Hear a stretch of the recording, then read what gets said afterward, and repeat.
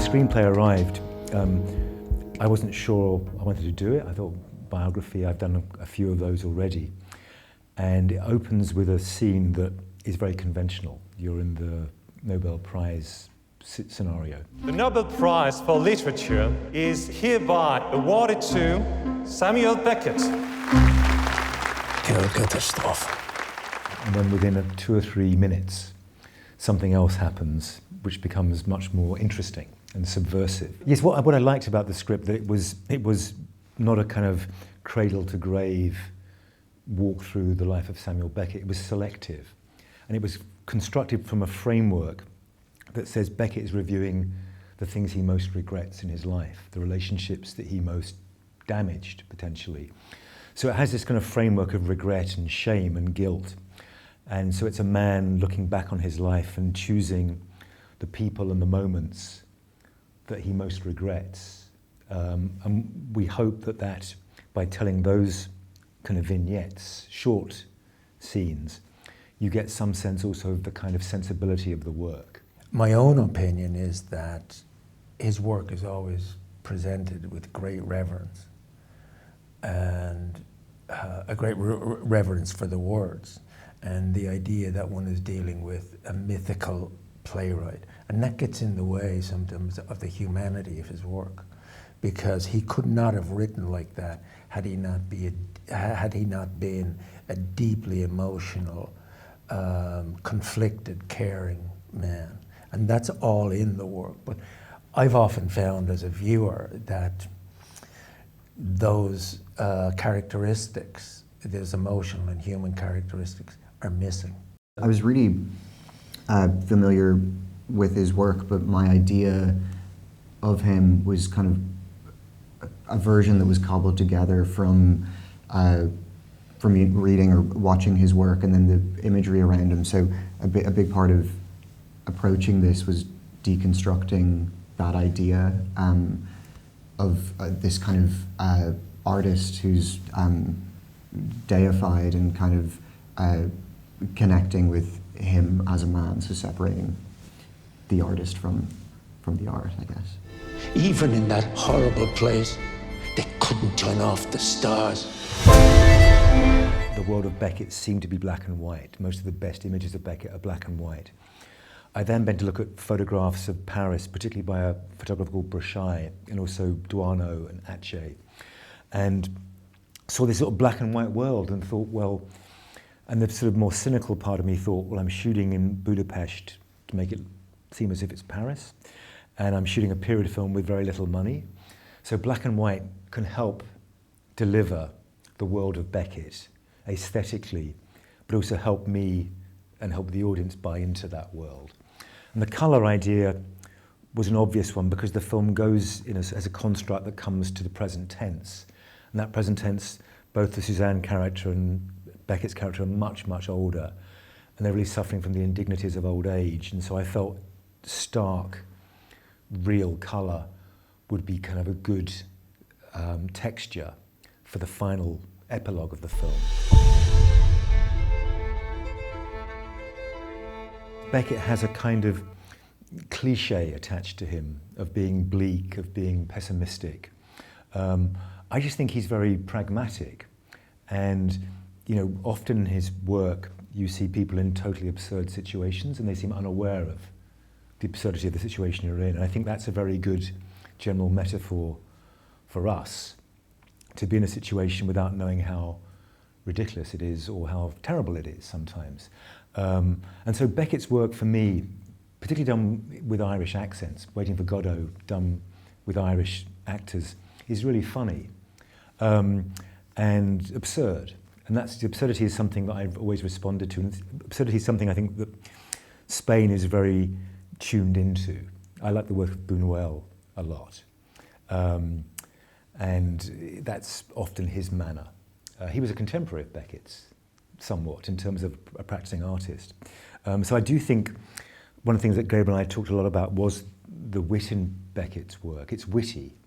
And it's not, laugh out loud funny all the time, but it's definitely wittier than you think it is, largely because the characters are so oblivious of how absurd their situation is. You know, sometimes they're up to their neck in sand, sometimes they're in urns, sometimes they're waiting for somebody who's not going to come, and we're all waiting for somebody who's not going to come, ultimately.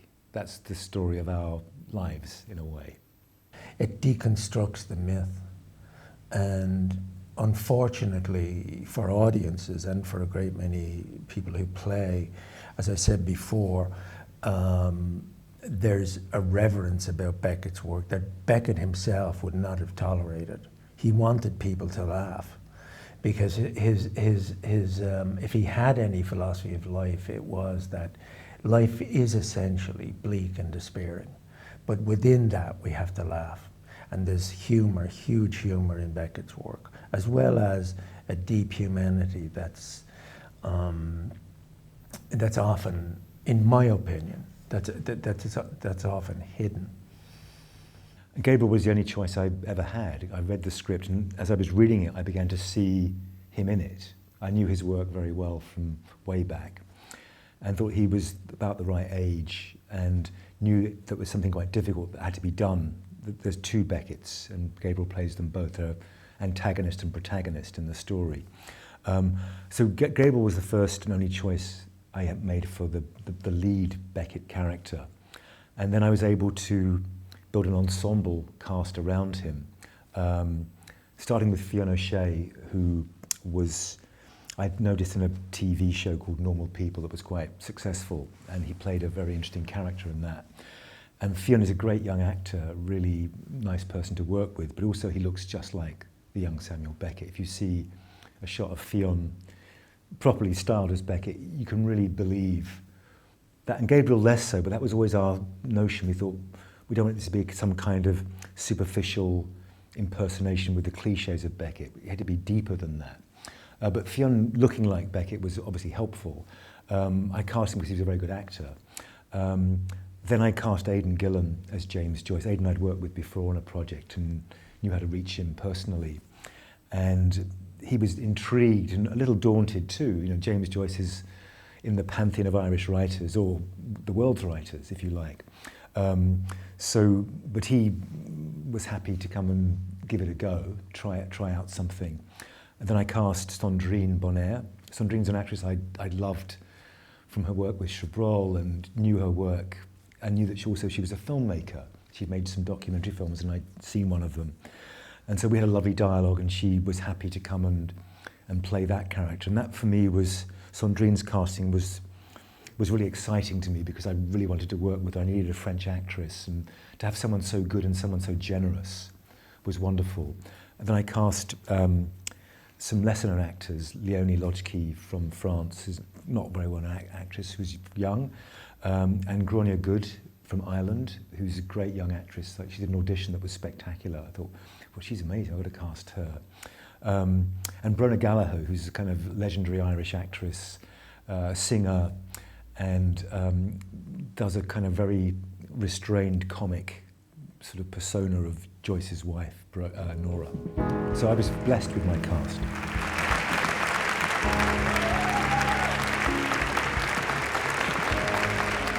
So for me, it's a kind of poignant message. That's for young people, you know, and when I was young, I didn't always follow that dictum, as you know, to enjoy and then ponder and reflect later on. I think I spent too much time thinking when I was younger. So now, as a more mature person, I shall endeavour to dance first and think less, shall we say. I definitely could have done with that advice when I would say, like, when I was younger, I was probably living by think and then think more and then overthink continuously. Like I was like, I think I kind of had a tendency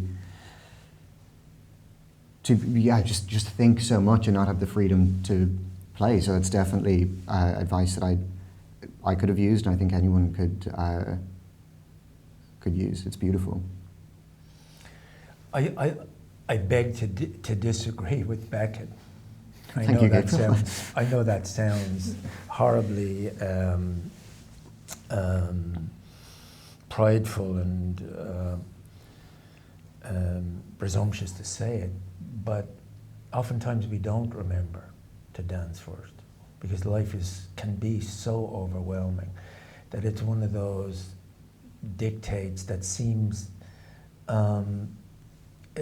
it seems desirable and necessary. Yes, dance first, but so often we don't get the chance to dance first, and it's the kind of thing that an older man will say, looking back on life, and built into that is a sense of regret, that I should have laughed more, I should have been more connected. But life isn't like that. I think you can only get to be philosophical about life when you look back on it and say, I should have been more like that. But to command somebody to dance first and think later, most of what we're doing in life is reacting instinctively anyway to the moment. There was joy. For them, for you. You said, dance